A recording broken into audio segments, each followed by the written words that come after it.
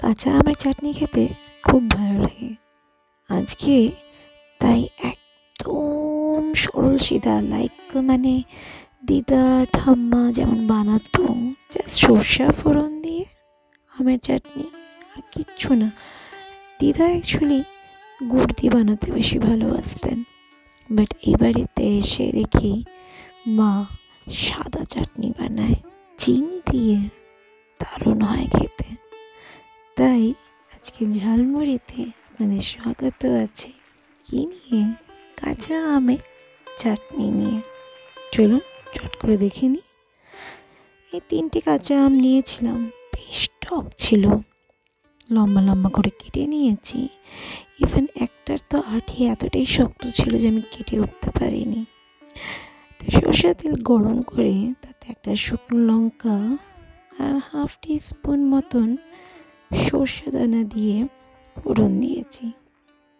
তারপরে তাতে কাঁচা আমগুলো দিয়ে ভালো করে দিক ওদিক করে নেড়ে চেড়ে ভেজে নিয়েছি। বেশি না, হালকা। দেখেছেন এই পিসটা আমি কিছুতেই কেটে উঠতে পারিনি।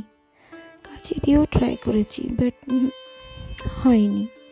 যাই হোক, ভাজা হয়ে গেছে। এবার স্বাদ মতো নুন, 1 চিমটা হলুদ, বেশি না কিন্তু, তাহলে হলুদে গন্ধ আসবে। ভালো করে আবার সটেট করে নেব। বেশ সুন্দর হয়ে এসেছে, তার সুন্দর কাঁচা আমের গন্ধও বেরিয়ে এসেছে। ঠিক এমনটি সময় কি করব,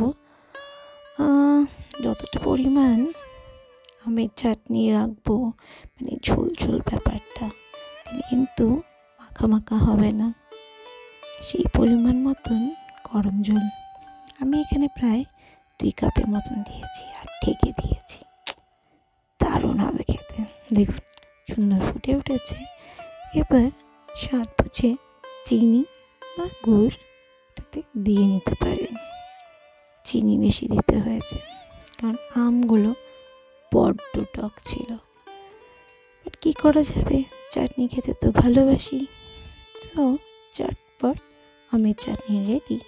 অ্যান্ড একটু পাঁপড় ভেজে নিয়েছিলাম। শেষ পাতে পাঁপড় ভাজা দিয়ে চাটনি খেতে দারুণ লাগে, তাই না? এনজয়।